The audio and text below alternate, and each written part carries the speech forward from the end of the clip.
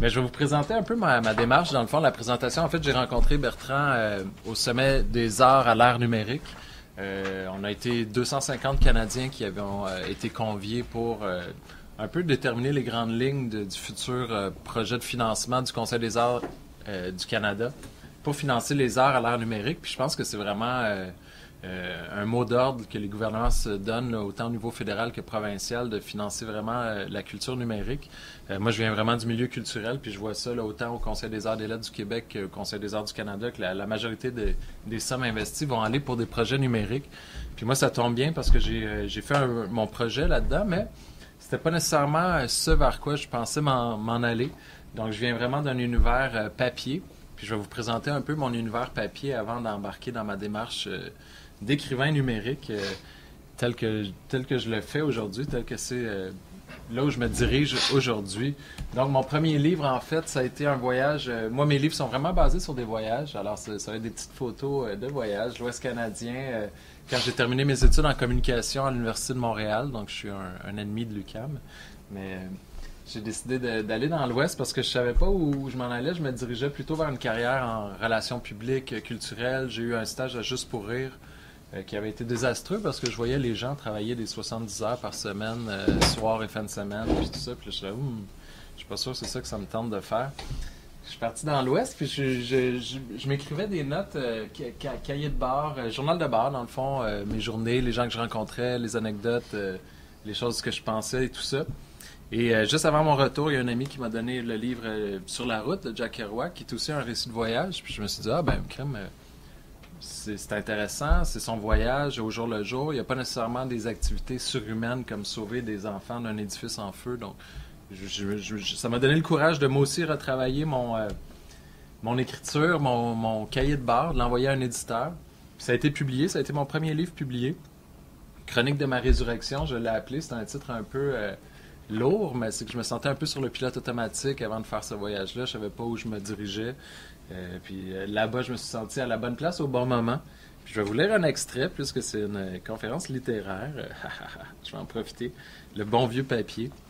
Alors, dans l'Ouest canadien, je vivais avec des jeunes qui avaient tous des emplois à faible revenu. On vivait dans des édifices communs parce que dans le parc des Rocheuses, il n'y a personne qui a le droit d'habiter dans le parc, sauf ceux qui y travaillent. Puis tous les emplois, c'est des travails à faible revenu, comme je vous disais. Donc, les gens, ça leur dérangeait pas de faire la fête la veille puis d'arriver un peu poqué au bureau le lendemain. Fait que ça faisait des belles soirées. Puis là, justement, moi, j'avais une journée de congé le lendemain. Alors, j'étais le seul qui n'avait pas à se coucher. Alors, je suis parti dans la nuit. Avant de m'endormir. Donc, je marche dans la nuit sur un tronçon de route que les cartes appellent la 1A, mais elle porte aussi le nom de Great Divide. C'est la ligne de partage des eaux. Les gouttes de pluie qui tombent à ma gauche trouveront leur chemin jusqu'à l'océan Pacifique. Celles qui tombent à ma droite se rendront jusqu'à l'Atlantique. Une infime distance décide de la direction et de l'aboutissement de ces gouttelettes, des milliers de kilomètres qu'elles parcourront. Un simple coup de vent de dernière seconde et leur sort change complètement. Mais peu importe de quel côté elles se dirigeront, elles vont apporter la vie. Pourquoi s'inquiéter de notre destinée? Planifier et fonder ses espoirs sur quelque chose d'aussi incertain que le futur est une entreprise vouée à l'échec, car tout changement inattendu, si petit soit-il, éliminera certaines des attentes. La déception ne se trouve pas dans le futur, mais bien dans nos espoirs par rapport à celui-ci. Seul le présent importe. Un présent merveilleux est synonyme d'un futur merveilleux, car le futur devient immanquablement le présent. Maintenant est le seul moment qui compte. Ça me rappelle un passage de l'Alchimiste où un homme avoue que le rêve de sa vie, c'est de voir la Mecque, mais qu'il ne s'y rendra jamais de peur d'en être déçu. Hypothéquer son présent pour les peut-être du futur me semble un prix bien lourd à payer. Vroom. Ces mots me trottent encore dans la... Vroom, c'est l'effet spécial. je me suis pratiqué à le faire. Ces mots me trottent encore dans la tête au moment où une auto, qui file à toute allure, brûle le stop à l'intersection où je traverse. Elle défonce l'air à quelques centimètres de l'endroit où mon saut m'a amené. Un tourbillon de lumière, de vent, d'émotion, de réflexes et de crissement de pneus. Un cri s'échappe de ma gorge pendant que l'auto passe et disparaît au loin. La mort encore dans les yeux, son souffle dans mon cou. Je me relève haletant. Une fois mon esprit sorti de sa torpeur, la première pensée qui me vient est celle que le cri que j'ai émis lors de cet accident était très aigu. J'ai honte, je voudrais pas mourir en émettant un cri si aigu. J'aimerais avoir un puissant cri de mort, finir ma vie avec honneur. Je marche dans la nuit, l'humidité forme au sommet des arbres de la forêt des nuages qui m'enveloppent et je me pratique à crier. Je veux un cri long, solide, fort et grave. Il faut que ça devienne un automatisme. Arr, arr, arr. Ah ouais, bon là c'est bon. Je suis prêt à mourir, mais à bien y penser, je préfère vivre encore un peu. Il faut vivre à fond sans que la perspective de la mort ne vienne nous freiner avant son temps. Bref, c'est un petit livre comme ça, au jour le jour, que j'ai écrit. J'avais 22 ans, puis c'était un peu l'ouverture sur le monde, puis tout ça. Puis moi qui étais en quête de savoir qu'est-ce que j'allais faire dans la vie, puis comment j'allais gagner ma vie, mais là, succès, j'ai découvert ce que j'allais faire. J'allais être écrivain, publier un premier livre, ça allait me permettre de vivre et d'être riche et de ne pas avoir à faire autre chose de ma vie. Et c'est là que j'ai rencontré mes premières désillusions par rapport au métier d'écrivain. Puis c'est ça qui m'a poursuivi. Je vous parle de tout ça parce que c'est un peu ça qui a teinté ma démarche, dans le fond. À travers l'écriture, la réalité des auteurs québécois, c'est que les livres qui sortent, c'est très difficile d'être publié. Puis une fois que le livre sort, la durée moyenne en librairie, c'est à peu près 2 ou 3 semaines. Donc les livres se font une place dans la librairie, souvent de côté, pas nécessairement dans les vitrines. Puis après 2 ou 3 semaines, le libraire refait l'inventaire. Il y a de moins en moins de librairies, vous le savez. Ils font l'inventaire, puis s'il n'y a pas eu de critique, de vente majeure, de demande spéciale, ben ils vont le retourner au distributeur. Puis le livre est encore disponible, mais sur demande. Donc le libraire n'encombre pas ses rayons de livres qui ne se vendent pas. Puis ça, c'est une réalité très difficile parce que les nouveaux auteurs, les maisons d'édition plus petites, ont de la misère à se faire la place dans les médias et tout ça. Donc s'il n'est même pas en librairie, il y a encore moins de chances de vendre. Bref. C'est une réalité un peu difficile, mais moi, j'ai continué. J'ai décidé de partir cette fois-ci au Burkina Faso. J'ai été engagé dans un stage de coopération internationale pour faire du théâtre avec des jeunes de la rue, dans le fond. Donc, on m'a envoyé au Burkina Faso. C'est chaque année, l'organisme Québec sans frontières envoie environ 300, 400 jeunes Québécois à travers le monde pour faire des stages comme ça. J'étais jumelé avec des gens qui faisaient Cirque du Monde. Donc, eux, ils travaillaient dans les orphelinats. C'est un programme qui est entre autres financé par le Cirque du Soleil. Puis on se demande vraiment à quoi ça sert à des jeunes qui vivent un peu dans la rue d'apprendre le cirque. Mais moi, j'ai vraiment vécu j'ai vu la différence. Ces jeunes-là qui souvent sont laissés à eux-mêmes, qui doivent souvent aller voler dans les marchés pour se nourrir, tout ça.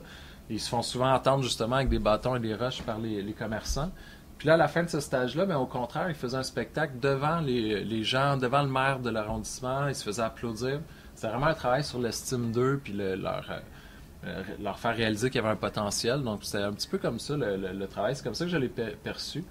Puis moi, pendant ce voyage-là, j'avais la chance de vivre avec des griots. Puis les griots, c'est un peu comme une caste, en fait, au Burkina Faso, entre autres. C'est que là-bas, il n'y a pas de tradition écrite, c'est beaucoup l'oralité. Puis toute l'histoire de leur peuple repose sur les griots qui, eux, depuis leur naissance, ils apprennent la musique, ils apprennent les danses, mais ils apprennent aussi la chanson qui résume l'histoire de leur peuple, dans le fond. Donc, il y a une espèce de chanson qui dure parfois 20, 30, 40 minutes, qui va relater tous les événements marquants de leur société, de leur ethnie, si on peut dire, par rapport aux rois, aux guerres, aux inondations, aux désastres naturels et tout ça. Donc, eux, en tant que griots, ils doivent apprendre cette chanson-là, la transmettre dans les baptêmes, dans les mariages, mais ils doivent aussi composer le couplet qui va résumer le présent. Donc, c'était fascinant de vivre avec eux, puis d'aller dans les cérémonies, tout ça. Puis moi, mon travail, finalement, c'est un peu déroulé avec les nomades des Touaregs dans le désert aussi. Donc, ils m'ont amené dans leur milieu de vie. Puis ça m'a inspiré, évidemment. Donc, moi qui allais pour écrire une pièce de théâtre, finalement, j'ai décidé de relater un peu mon voyage dans mon deuxième livre, La Terre des Hommes intègres. C'est ça que ça veut dire, le Burkina Faso, dans leur dialecte, dans le fond. Puis c'était vraiment comme ils utilisent peu de mots, mais souvent, c'est des mots qui veulent dire beaucoup. Comme j'ai une phrase sur la couverture qui dit « La vie est trop courte pour être petite ». Puis c'est ça que je trouvais fascinant, c'est que des fois... Par exemple, quand j'étais dans le désert, j'étais avec mon guide, puis des fois, pendant 2 ou 3 heures, il parlait pas. Puis je me disais, mon Dieu, est-ce que je l'ai brusqué? Est-ce que j'ai fait une gaffe? Tu sais, des fois, dans d'autres sociétés, on fait des erreurs sans le savoir, puis on les offense. Puis là, après 2-3 heures, j'ai dit, mais j'ai-tu fait quelque chose? J'ai-tu dit quelque chose de pas correct? Puis il m'a dit, nous, on dit, si le silence est plus beau que la parole, alors tais-toi. Tu sais, dans le fond, si t'as rien à dire, t'as pas besoin de parler. Ça, j'aimais vraiment ça. Alors, ça a été mon deuxième livre, La Terre des Hommes intègres. Puis encore une fois, C'est un livre, comme mon premier livre, il a été déclaré coup de cœur dans le réseau des bibliothèques montréalaises. Donc, tu sais, ça me disait qu'il y avait comme un petit potentiel. Mon deuxième livre sur la coopération internationale a fait son chemin aussi justement dans le milieu des coopérants, dans le milieu des gens qui voulaient aller en Afrique et tout ça. Mais c'est toujours un petit peu underground. Il n'y a jamais eu une belle vie en librairie. Puis moi, je venais de la communication, je venais du milieu un peu publicitaire, j'avais étudié un peu la publicité, fait que j'essayais de voir comment je pourrais faire que mon livre se démarque dans le fond. Parce que, bon, évidemment, au niveau de l'écriture, je faisais mon maximum, mais est-ce que c'est au niveau de l'objet que je pourrais faire en sorte qu'il se démarque? Puis tout en pensant à ça, j'ai créé je suis parti une nouvelle fois en Asie du Sud-Est. Cette fois-ci, Thaïlande, Malaisie, Laos, Cambodge, Vietnam, Chine, Tibet. Puis là, pour la première fois, je me suis dit, OK, peut-être que je devrais aller vers le roman de fiction au lieu d'aller vers les récits de voyage, parce que les récits de voyage, bon, il y a un souci de vérité, on est le personnage principal, c'est toujours autour de soi. Donc, durant mon voyage en Asie, j'essayais de m'inspirer pour un roman de fiction, mais évidemment, les choses que je vivais en tant que voyageur, je les trouvais intéressantes aussi, parce que, par exemple, ici, quand je suis allé au Tibet, je voulais pas passer par le chemin officiel de la Chine avec un visa puis un guide chinois. Donc, il y avait un passage vers l'ouest de la Chine où c'est des routes de camionneurs. Puis c'est tellement peu emprunté qu'il n'y a pas de barrage de contrôle d'identité. Puis c'est 3 jours de voyagement comme ça, en autobus comme ça. Mais à un moment donné, on arrive à 5000 mètres d'altitude. Puis c'est juste des falaises puis tout ça. Puis la route avait été emportée par la pluie. Puis là, spontanément, les gens ont commencé à sortir des autobus puis à créer un pont, dans le fond. Il y avait des petites madames qui charriaient des roches, puis des hommes avec des haches. Puis je m'imaginais la même chose ici, à faire un Montréal-Québec en autobus, puis que l'autobus a un flat. Puis je pense pas que personne va sortir de l'autobus pour aider à changer le pneu, mais là-bas, ça s'est fait spontanément, puis tout ça. Puis j'étais encore en dilemme de dire, est-ce que je veux écrire un récit de voyage ou un roman? Puis ce qui m'a beaucoup inspiré par rapport à mon roman, mais c'est vraiment tout ce qui s'est passé en Asie de fin des années 60, début des années 70, la guerre du Vietnam, les Khmers rouges, la révolution culturelle en Chine, toutes des affaires historiques dont j'avais peu entendu parler dans mes cours d'histoire, ou j'avais entendu parler vraiment, par exemple, la guerre du Vietnam à travers les films américains, la version américaine du conflit, mais je comprenais pas nécessairement qu'est-ce qu'ils faisaient là-bas. Puis moi, à travers ma recherche là-bas, j'ai parlé à beaucoup de gens qui avaient vécu la guerre, mais du côté asiatique, dans le fond. Puis ce que je me suis rendu compte souvent dans mes voyages, c'est que la différence entre moi et eux, les gens que je rencontre, souvent j'ai rencontré des gens qui étaient plus intelligents que moi, plus travaillants que moi, plus de tout, mais la seule différence entre eux et moi, c'est l'endroit où on est né, dans le fond. Puis je me suis rendu compte que si moi j'étais né dans les années 50 au Vietnam, je me serais retrouvé probablement avec une mitraillette dans une cave, dans une grotte et tout ça. Donc ça m'a inspiré mon livre Zaolé. Puis Zaolé, finalement, j'ai décidé de ne pas faire de compromis. J'ai écrit d'un côté le récit de mon voyage, donc à travers tous les pays, un chapitre par pays voyagé, donc avec les photos et tout ça. Mais de l'autre côté, j'ai écrit le roman qui m'était inspiré par la guerre du Vietnam puis la révolution culturelle. Je me suis mis dans la peau d'un jeune Chinois qui se sauvait de la révolution culturelle, qui arrivait au Vietnam puis là, qui se retrouvait dans le conflit vietnamien. Puis à travers tout ça, toutes ces aventures, etc. Puis ce que je trouvais fascinant, justement, comme je vous disais, je me disais, bon, moi aussi, si j'étais né là, on aurait eu la même quête. Donc la quête, c'est un peu la quête du bonheur. Moi, à travers mes voyages, ce que je recherche, c'est le bonheur. Lui, à travers sa façon de s'en sortir du conflit, il cherchait un petit peu le bonheur aussi. Donc Zaolé, ça veut dire la quête du bonheur en mandarin. Puis c'est ce qui faisait que les 2 livres avaient une connexion, dans le fond. Donc j'ai décidé de mettre les 2 livres ensemble. Puis c'était un petit peu dans mon idée de dire, OK, oui, c'est sûr, il faut que je me force sur le contenu, mais est-ce que le contenant peut apporter le contenu plus loin? Surtout au niveau des ventes, au niveau de la durée en bibliothèque, en librairie. Donc là, j'avais ma belle idée du yin et du yang, que je me disais, bon, moi je visualisais des vitrines de librairie complètes avec des livres noirs et blancs, puis ça allait être magnifique et tout ça. Puis je me voyais, bon, faut se projeter des fois, il faut avoir des rêves. Hein. Et finalement, ça a été mon livre qui a eu le moins de succès. Parce que les libraires le recevaient, puis ils disaient, c'est quoi ça? Comment ça qu'il n'y a pas de description en arrière, parce que la description est en dedans dans le flap. C'est-tu un récit de voyage, c'est-tu un roman, c'est où qu'on le place, c'est mélangeant. Ils l'ont remis dans des boîtes, puis ils l'ont shooté chez le distributeur, puis il y a eu une durée de vie de même pas une semaine en librairie, dans le fond. Pourtant, il y avait eu des bonnes critiques, entre autres, dans Le Voir. Fait que là, ça a été vraiment... en tout cas, ça a été un coup dur. Puis là, je me disais, bon, encore une fois, j'essaie, à travers l'objet, de faire la promotion du livre qui se démarque, mais ce qu'on se rend compte, c'est que si on est trop original, des fois, ben, on arrive face à des murs parce que les gens n'ont jamais vu ça avant. Là, j'ai continué, j'ai pas abandonné. Je suis peut-être un peu persévérant ou un peu têtu ou stubborn, ouais. Cette fois-ci, je suis allé en Équateur. Là, à travers ma carrière, parce que j'étais rendu à 3 livres, j'étais admissible à différentes bourses. Là, cette fois-ci, c'était une bourse des Offices Québec Jeunesse Internationale qui m'ont envoyé en Équateur pour faire des conférences sur ma carrière d'écrivain à des jeunes qui étaient en francisation.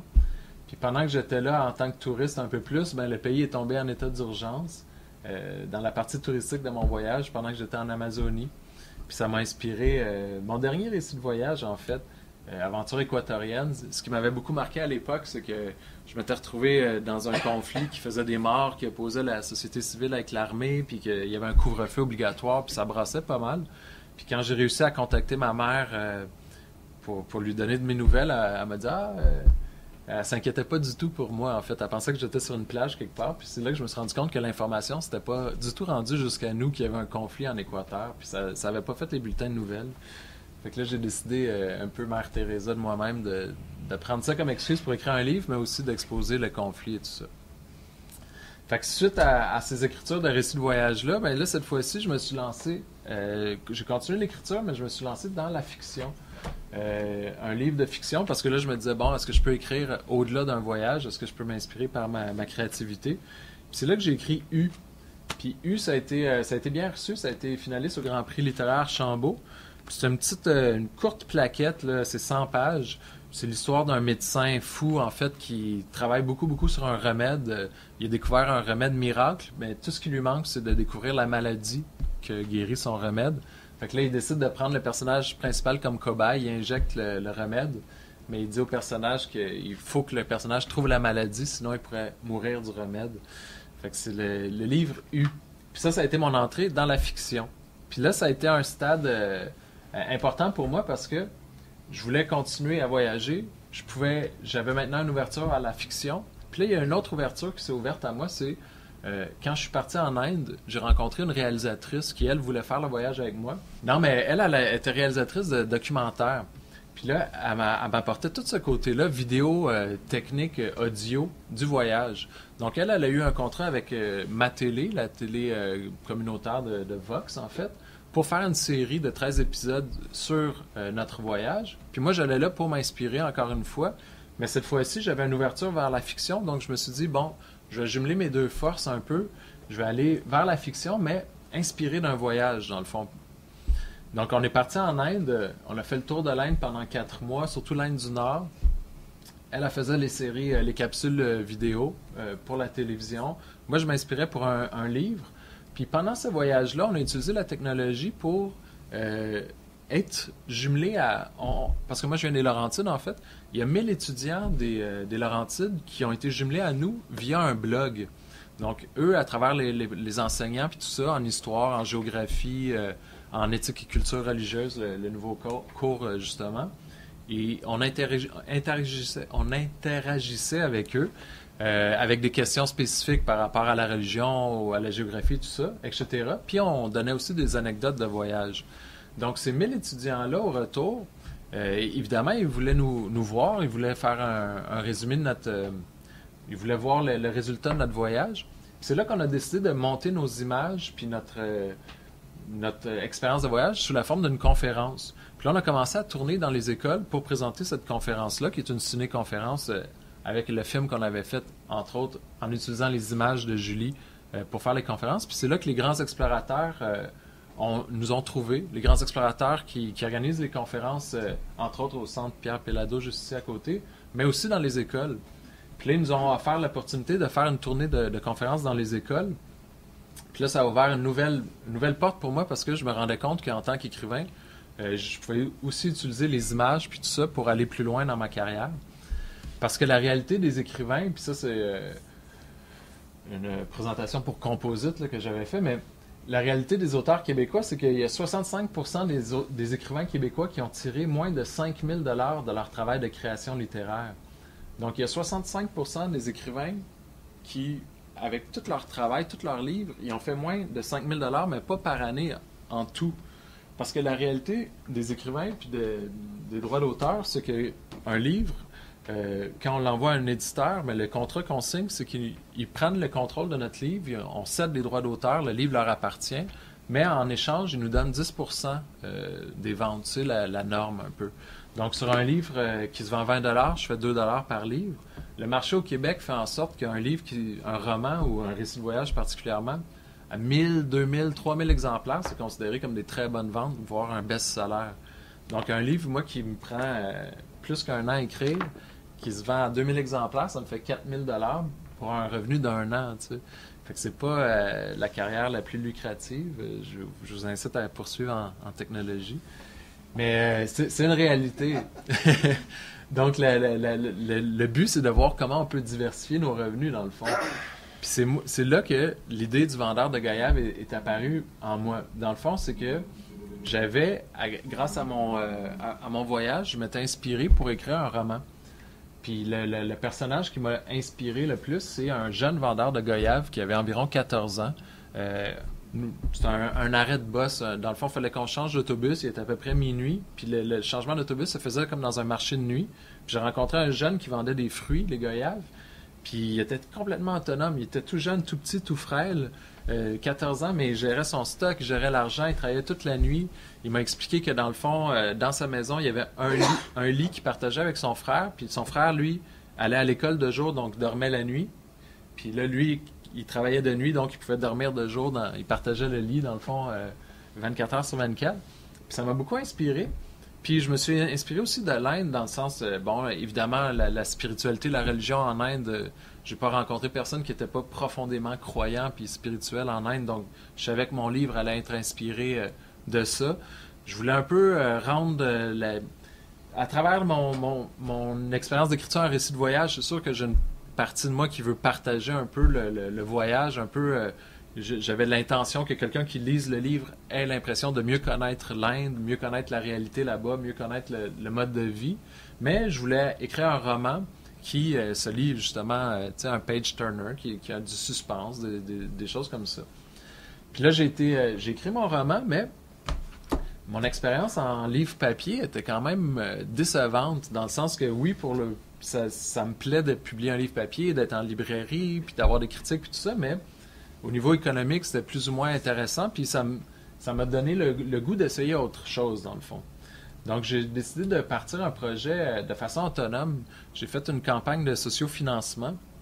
Donc, à travers le sociofinancement, ce que j'ai fait, c'est que j'ai imprimé mon livre moi-même. Dans le fond, j'ai pris mon manuscrit, puis je l'ai auto-édité en quantité limitée. J'ai fait 200 exemplaires. Puis là, j'ai parti une campagne de sociofinancement, le vendeur de goyave, pour dire, bon, moi, je veux faire un autre projet. Je veux financer un nouveau projet. Puis, entre autres, il va y avoir, si vous donnez de l'argent, sociofinancement, c'est avec des contreparties. Mais ma contrepartie, c'était le livre Le vendeur de goyave imprimé. Puis, évidemment, la façon de donner de la valeur au livre, là, je disais que c'était en quantité limitée, qu'il allait être numéroté, dédicacé par l'auteur, etc. Puis, il y avait aussi la possibilité d'acheter mes autres livres avec cette campagne de sociofinancement-là. Puis ça me permettait écoutez, j'ai juste ramassé 3000 $. C'était pas un super gros projet, mais ça me permettait d'aller financer un projet hors des circuits de financement traditionnels qui ne permettaient pas le financement d'œuvres numériques en littérature. À l'époque, ça n'existait pas. Donc là, j'ai eu l'idée de créer un livre numérique, mais évidemment, je pouvais pas le faire tout seul parce que j'ai pas des connaissances en programmation puis en design. Puis c'est ça qui est un peu l'espèce de... pas contradiction, mais ça va être le gros défi là, du financement de la culture numérique.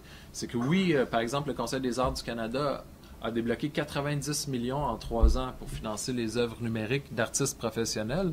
Sauf que la réalité, c'est que les artistes professionnels n'ont pas de compétences en programmation.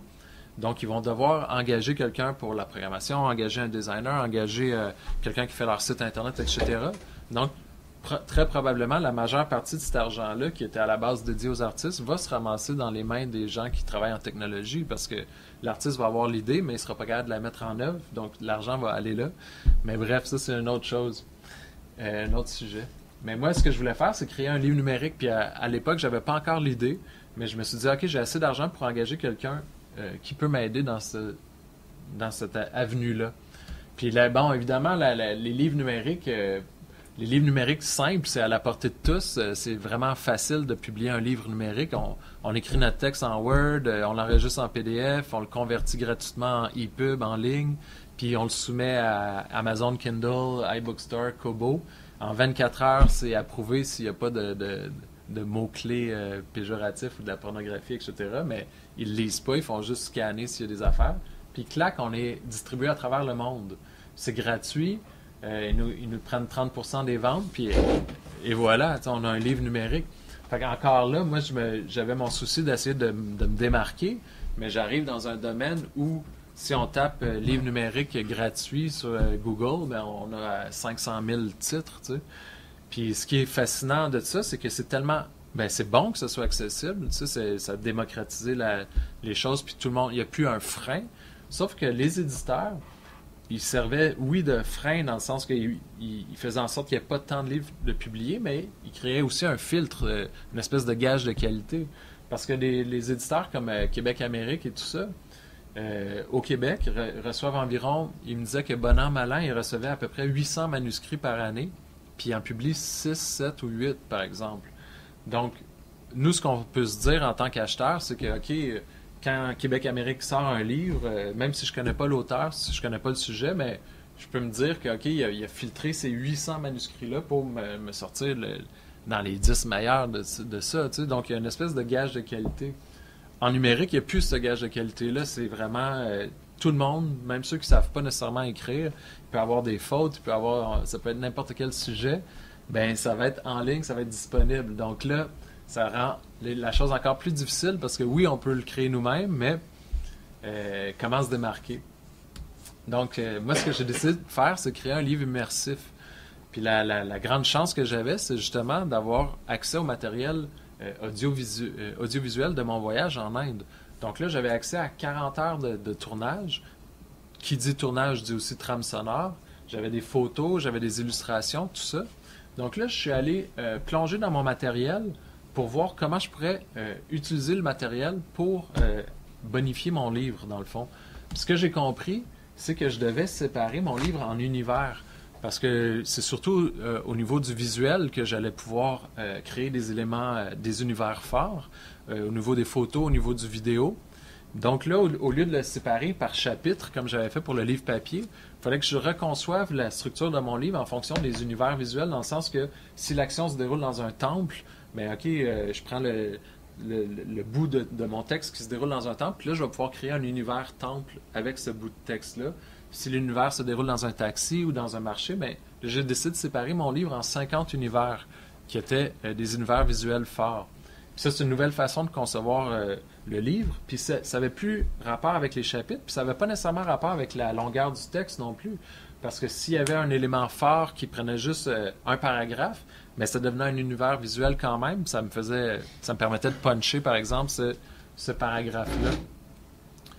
Ce que j'ai fait, c'est que j'ai engagé une designer graphique avec l'argent que j'avais ramassé du sociofinancement, qui était très peu, mais ce qui est le fun avec les projets artistiques, c'est que souvent on est habité par la passion, puis les gens le font par passion au-delà de par argent. Alors ça, c'est le fun. Puis ça me permettait elle était intéressée parce que c'était un nouveau projet, elle allait pouvoir développer son expertise là-dedans, puis pouvoir le mettre dans son portfolio. Puis aussi parce que le projet lui parlait. Mais là, avec elle, il fallait que je développe un tout autre langage Parce que la réalité, quand on écrit un livre papier, ben on tape notre livre sur Word, puis on l'envoie à l'éditeur. Puis là, c'est ça. Il nous donne juste 10% des ventes, mais en échange, il prend en charge complètement le projet. Donc, il va faire la correction, la mise en page, l'impression, la distribution, la gestion des stocks, etc. Là, l'avantage d'être seul, c'est que je pouvais vraiment mener le projet seul. Mais je devais porter tous les chapeaux. Puis le premier chapeau que je devais porter, c'est celui de coordination du projet avec ma designer graphique. Donc là, je vous disais que j'avais séparé le livre en 50 univers. Donc c'était dans la rangée complètement à gauche, les pages. Mais pour chaque page, là, c'était le langage de OK, qu'est-ce qu'on va avoir sur cette page-là? Est-ce que ça va être des photos? D'où viennent les photos? J'avais évidemment plusieurs des photos qui étaient à moi, mais j'ai pu compléter avec des photos de banque d'images, c'est sûr. Pour, par exemple, les textures. Il y avait une carte géopolitique, il y avait des vidéos, il y avait des sons. Donc là, c'est devenu une espèce de langage que j'avais jamais utilisé avant.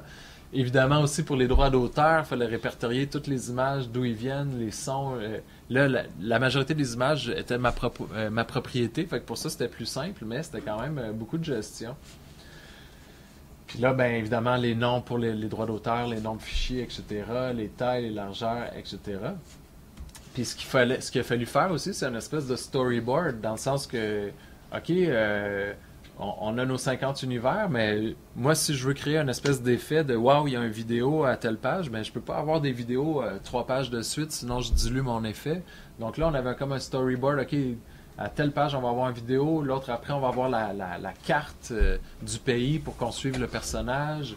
OK, après ça, il n'y aura rien. Donc, on s'est fait une espèce de storyboard aussi comme ça pour voir où nos éléments allaient être situés, puis pour qu'on ait une vision exactement de que c'est quand que les punchs allaient arriver, puis c'est de ne pas surutiliser certains éléments.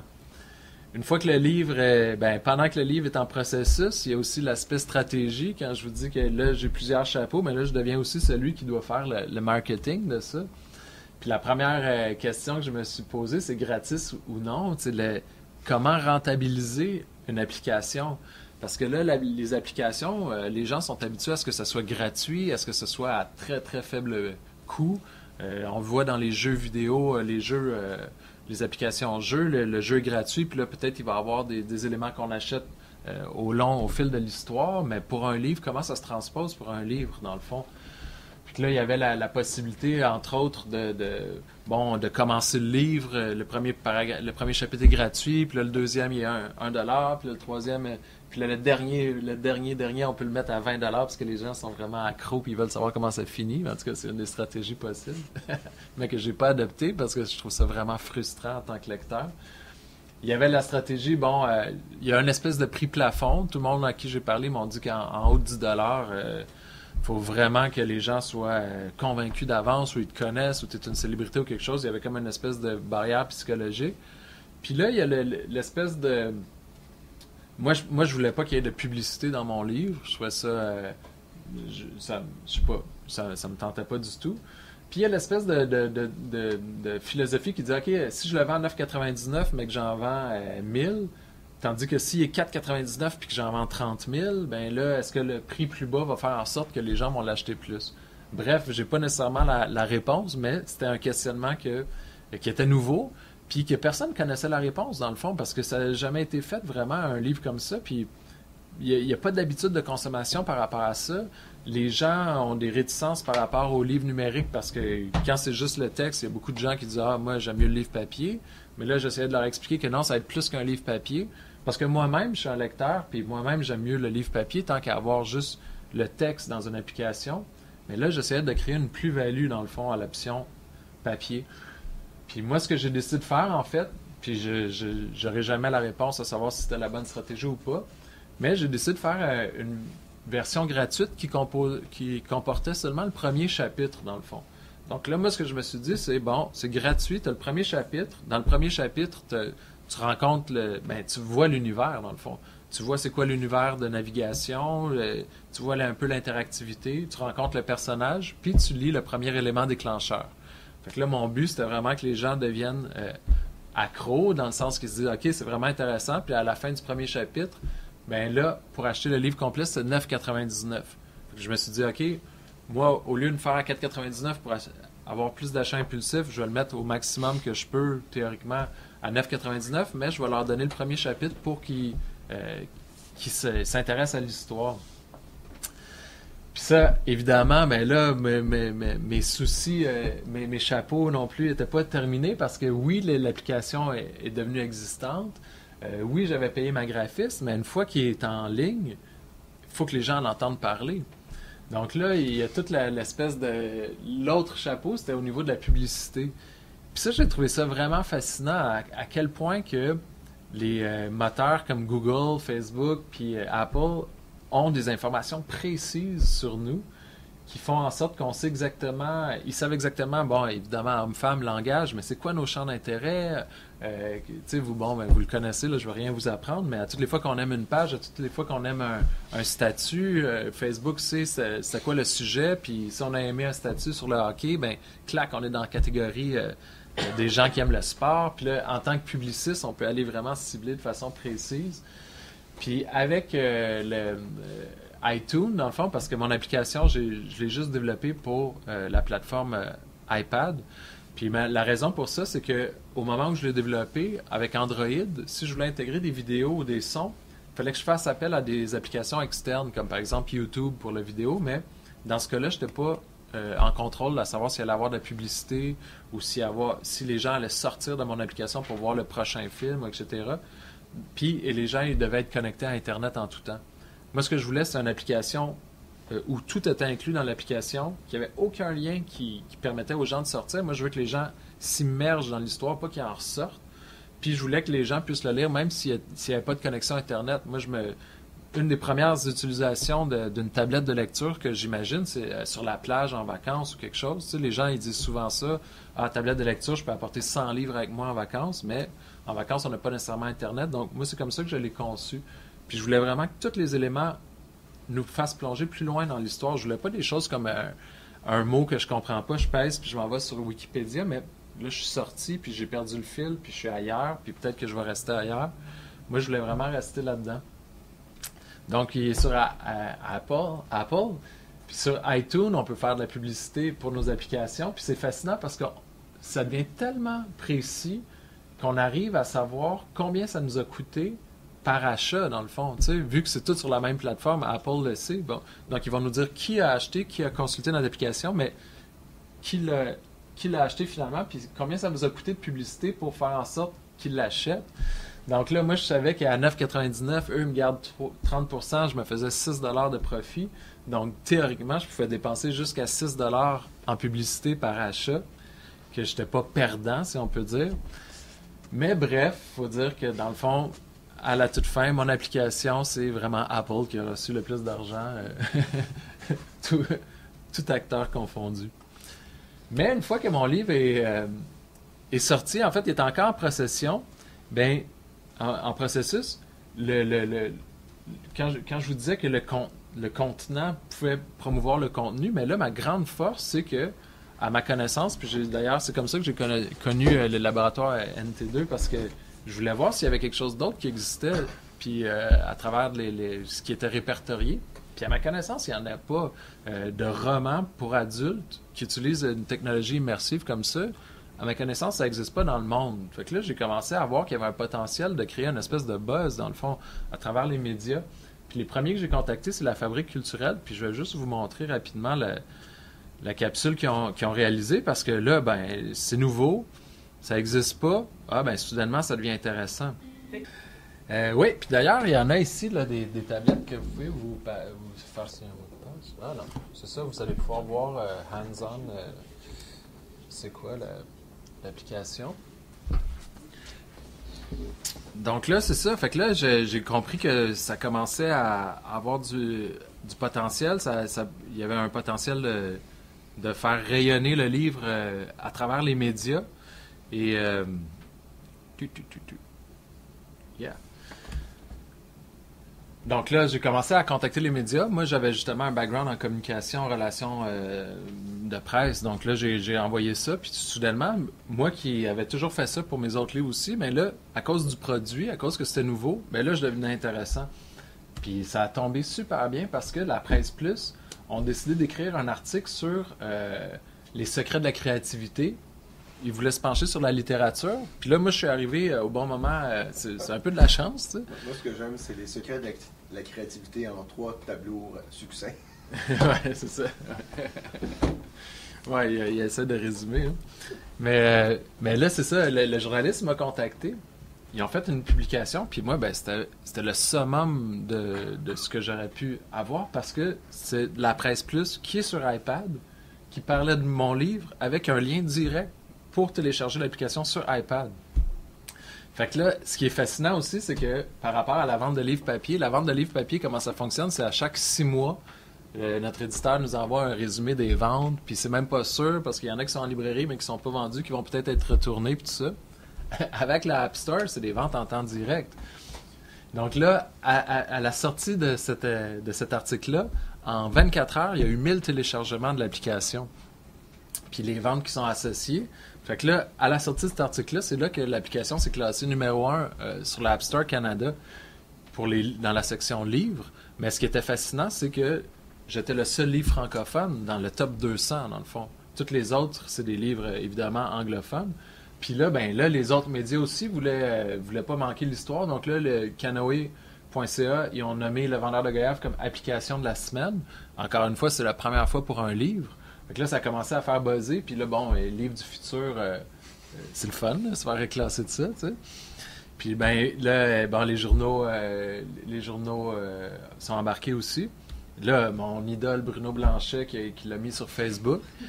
Fait que là, ça a commencé à rayonner. Puis là, c'est là que c'est ça, comme je vous dis, ça a eu un impact sur les ventes au niveau du App Store. Ça, c'était avant l'article. Avant ce buzz-là, vous voyez, j'étais 2 positions en bas de la Bible. Ce qui est quand même pas rien. Mais je me faisais planter par Dora. Et ça ferait d'aventure. Mais après l'apparition dans la presse, après les articles de Bruno Blanchet, puis tout ça, à travers les médias sociaux, qui est une toute nouvelle façon de promouvoir les livres, dans le fond. Mais là, c'est là que j'ai réussi à être dans le top 40, dans le top 1 au Canada, puis dans le top 40 en France. Parce qu'en France, ça, c'est à cause des App Awards. Puis là, c'est fascinant encore là, c'est toute une nouvelle façon. C'est un autre chapeau que j'avais apporté, c'est au niveau de l'analyse des résultats, puis tout ça. Il y a les catégories payantes, gratuites, rentables, puis toutes les données, c'est incroyable, toutes les données qu'on a sur les acheteurs. Moi, je sais que c'est les femmes de 35 à 45 ans, puis c'est vraiment, c'est incroyable comment on peut cibler notre auditoire. Et là, vous avez le démo entre les mains. Puis c'est sûr que le démo, je me suis inspiré beaucoup de la Presse Plus parce que j'avais tellement un budget limité, je pouvais pas vraiment aller en brainstorming puis redéfinir un modèle complètement nouveau. Donc, il y a la Presse Plus, il y a certaines applications de jeux, certaines applications de documentaires là, comme Fort McMoney, des choses comme ça qui m'ont beaucoup inspiré. Puis il fallait quand même que je fasse un format le plus simple possible parce que j'étais à budget vraiment limité. En fait, vous avez vu le 3000 $ que j'ai eu en sociofinancement. Moi, mon temps, je le comptais pas parce que c'est un projet qui me tient à cœur, mais dans le fond, c'est un projet qui était, en tout, m'a coûté moins de 10 000 $ dans le fond. Puis avec les ventes, avec le buzz que ça a fait, puis tout ça, je suis allé chercher à peu près ça. Donc, je suis arrivé kiff-kiff, plus ou moins. C'est pas un succès économique, mais pour moi, ça a été un succès de reconnaissance, puis je suis content d'avoir fait ce projet-là. Puis là, il a commencé justement à recevoir des prix comme les App Awards en France. C'est là que ça a fait le buzz pour monter dans le top 40 en France. Puis ma plus belle reconnaissance, c'est un Grand Prix Boomerang. Puis la reconnaissance, ça vient surtout du fait que dans la même catégorie que moi, en compétition, il y avait Cossette, Ubisoft, puis Moment Factory. Puis moi, j'arrive là avec mon projet qui m'a coûté, c'est ça, 6-7 000 $, puis qui a été initié dans ma cave, tu sais. Puis là, eux, ils arrivent avec des projets à 30 travailleurs, puis des projets de des fois plusieurs millions de dollars, tu sais. Fait que j'étais vraiment content d'être là. J'étais honoré. Puis les Numix, les prix Numix finalistes, puis dans InfoPresse. Donc, une belle reconnaissance. Probablement, puis j'en suis conscient, beaucoup à cause du fait que c'est une nouveauté, puis à cause que c'est une nouvelle façon de présenter le livre. Puis il y a un article dans le Devoir qui disait que oui, le format est intéressant, mais est-ce qu'il se prêterait bien pour la fiction, dans le fond? Parce que moi, ma grande chance, c'est que c'est sûr que c'était plus facile pour moi parce que j'avais déjà les images. J'écrivais un roman inspiré d'un voyage, donc c'est facile pour moi de créer l'univers. OK, moi, je sais, c'est simple. Je dis, OK, on est dans un train, ben on va mettre l'univers train. Puis j'ai les photos, puis les images, puis les sons qui vont avec ça. Est-ce que ça serait la même chose pour un roman de fiction? Puis ça va être mon prochain défi. J'arrive là.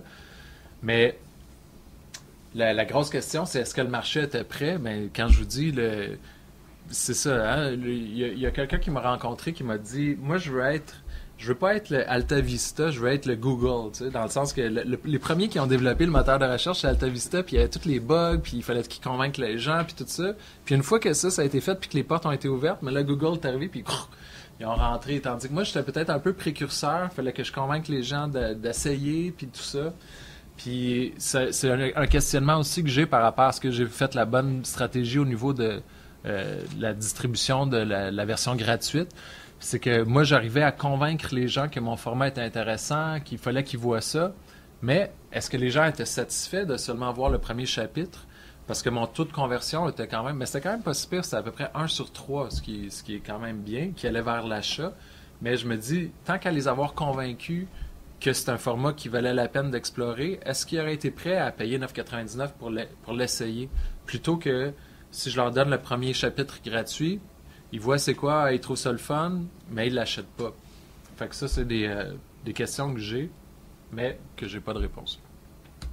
Maintenant, grâce à ça, à ce projet-là, où j'ai travaillé fort et que j'ai pas eu beaucoup d'argent, mais j'ai eu beaucoup d'argent par la suite parce que j'ai eu une bourse du Conseil des arts et des lettres du Québec pour la mesure d'aide en création numérique. Parce que là, ils m'ont dit, OK, en littérature, tu as créé quelque chose de nouveau, on va te donner une subvention ton prochain projet. Puis mon prochain projet, on n'a pas le... Ouais. Là, je m'adapte parce que théoriquement, j'aurais dû faire la présentation sur mon iPad, mais on l'a pas. Mais le prochain projet que je veux faire, ce que je me suis rendu compte à travers mon premier projet, c'est que en numérique, le texte, c'est un ennemi, dans le fond. Les gens sont tellement exposés à du texte pendant leur travail, pendant leur journée. Il y a tellement des écrans avec beaucoup de texte. Puis on a tellement le réflexe que maintenant, on va sur un site Internet, puis s'il y a trop de texte, on ne le lit même pas. Que là, si tu t'en vas dans leur loisir, dans leur temps libre, dans leur temps de lecture, puis qu'il y a encore beaucoup de texte, on dirait qu'instantanément, c'est rébarbatif. Si je prends un livre papier, je suis habitué d'avoir beaucoup de texte, mais on dirait qu'il y a comme un réflexe que si je suis devant un écran puis qu'il y a beaucoup de texte, c'est rébarbatif. Donc là, j'essaie de jouer à travers ça. Moi, je veux quand même écrire un livre numérique. Mais là, je me suis donné une chance. J'ai décidé de transformer mon livre, mais mon plus petit. Fait que là, je dis, OK, il n'y a pas trop de texte. Ça va mettre les chances de mon côté. Puis, ce que j'aime de ce livre-là, c'est que c'est un livre de fiction qui est totalement surréaliste. Donc, à un moment donné, le personnage, il parle à un poisson ou sa cigarette. Donc, au niveau de la créativité, c'est vraiment éclaté. Puis, ça se prête bien à l'univers numérique où on n'a plus de contraintes. Mais cette fois-ci, je n'irai pas avec des vidéos puis des sons. Je vais y aller avec de l'animation. Puis, un des projets qui m'a très, très inspiré, c'est Phalaina. J'aurais aimé ça vous le montrer, mais mais vous pouvez le voir sur ma tablette. Mais c'est une bande défilante. Ça fait déjà plus qu'1 an que ça existe. Mais c'est tout à fait fascinant si vous avez la chance de le voir, puis c'est complètement gratuit. C'est une bande dessinée, mais au lieu d'être en cases puis tout ça, c'est vraiment une image qui prend tout votre écran, puis on va toujours défiler de la gauche à la droite. Puis toutes les transitions se font vraiment subtilement. Il n'y a jamais de séparation. Puis ce qui est fascinant avec cette bande défilante-là, c'est que les trames de son sont agencées avec les images qu'on voit. Donc, disons que soudainement, on arrive dans une chambre d'hôpital, mais on va entendre les sons d'une chambre d'hôpital, puis dès qu'on continue, les sons vont changer. Donc, c'est vraiment une nouvelle façon d'intégrer le visuel et le son dans une application, puis ça se prête super bien à la fiction. Donc, moi, avec ma bourse de la mesure numérique, mais le problème avec cette bourse-là, comme je vous disais, c'est qu'ils me donnent, en fait, si je vous dis la vérité, ils me donnent 20 000 $, puis ils me disent, avec ça, ça devrait être à peu près 1 an de travail, ton salaire, tu sais, pour que tu mettes à ce projet-là. Mais le problème, c'est que moi, je peux bien mettre 1 an de travail, mais je suis pas capable de faire la programmation. Je suis pas capable de faire le design graphique. Fait que ça me sert à rien d'avoir juste ce 20 000 $-là. Donc, je suis allé m'associer avec une agence qui s'appelle Turbulent, qui font beaucoup du web séries comme Switch and Bitch ou Like Moi, des choses comme ça. Eux, ils font de la production web. Puis là, je leur ai dit, OK, moi, je suis prêt à investir cette somme-là dans le projet si vous venez avec moi. Donc là, je me suis associé avec eux. Puis ce qu'ils ont fait, c'est qu'ils ont dit, OK, on embarque dans le projet, mais nous, on est une grosse boîte. On est-tu correct dans le temps? Bon, t'arrêtes une conclusion. Faut que je conclue, là? Ouais. Uh-oh. Ben, si on veut avoir au moins 15 minutes Des questions? OK, discussion. je vais juste vous montrer le... Ben, tu peux continuer ça. Ouais. Je vais juste vous montrer, dans le fond, c'est notre brainstorming pour le prochain projet.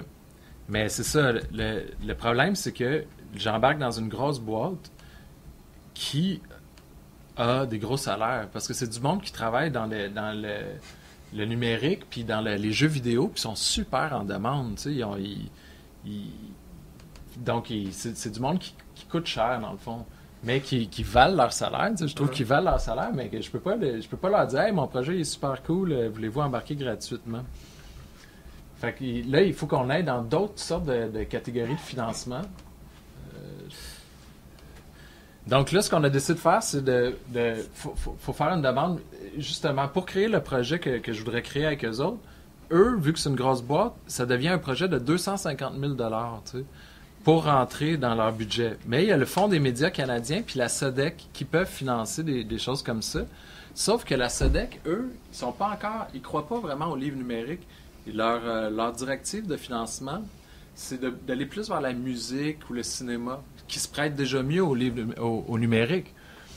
Donc, puis le Fonds des médias canadiens, même chose. On a présenté une première demande, puis ils nous ont dit qu'on s'était classé à 87 sur 100, puis qu'ils finançaient à partir de 90 sur 100 les points, puis tout ça. Parce qu'ils ne voient pas encore le livre numérique. C'est encore en développement, puis ils ne veulent pas encore le financer. Mais moi, ce que je voulais faire, puis le projet qu'on veut faire avec Turbulent, c'est d'intégrer la réalité virtuelle. Dans le fond, moi, comment on le voit, c'est qu'il y a multiplateformes. Les gens peuvent lire sur leur ordinateur, sur leur tablette, sur leur cellulaire. Puis il y aurait des scènes où on rentre en réalité virtuelle. Donc, avec un cardbox, avec le téléphone, on rentre dans la scène, ou avec la tablette, là, on rentre en immersion. Mais ce qu'on s'est rendu compte vraiment rapidement dans les tests, c'est qu'au niveau du texte, la réalité virtuelle n'est pas là du tout. On n'est pas capable de lire de texte en réalité virtuelle. Ça devient extrêmement fatigant pour les yeux. Un petit chapitre, c'est correct, mais pas un livre. Donc là, c'est sûr que moi, au niveau du brainstorming puis des débats, mais les concepteurs de Turbulent, tout le temps, ils me répètent « enlève le texte ». On va le faire en narration, on va le rendre par le motion design, par la BD, on va remplacer le texte. Mais moi, en tant qu'auteur, je veux pas faire ça, parce que moi, c'est le texte qui prime, puis je trouve que oui, un livre, une image vaut 1000 mots, mais quand on lit un film quand on voit un film par rapport à un livre, le livre est toujours plus riche. Donc là, l'espèce de compromis, c'est de faire des bouts en texte et des bouts en réalité virtuelle où on va se plonger dans l'action. Puis ce qu'on voulait faire, c'est une espèce de une progression dans le sens qu'on commencerait le livre vraiment en mise en page de liseuse plus classique, avec le texte qui prédomine, mais avec des petits ajouts, les mots qui se remplacent, des choses comme ça, juste pour donner à l'impression que oui, c'est une liseuse classique, puis peut-être même donner une impression de déception de la personne. Ah, c'est classique finalement, mais on ferait des petites réalités, des petits effets. Et au fur et à mesure que l'histoire s'en va, en fait, le personnage se fait vacciner par un remède, puis finalement, il y a des effets, il s'en va dans un voyage plus irréel. Mais là, la mise en page, elle deviendrait plus en 3D, puis vraiment plus surréelle. Puis c'est une narration non linéaire. Donc, dans mon livre, le personnage rencontre plusieurs personnages. Puis c'est un petit peu comme Le Petit Prince, où il va rencontrer la lumière de réverbère, le roi, tout ça sur différentes planètes. Puis ce qu'on s'est rendu compte, c'est que oui, chacune de ces rencontres-là est importante, mais l'ordre dans lequel il les rencontre, c'est pas important.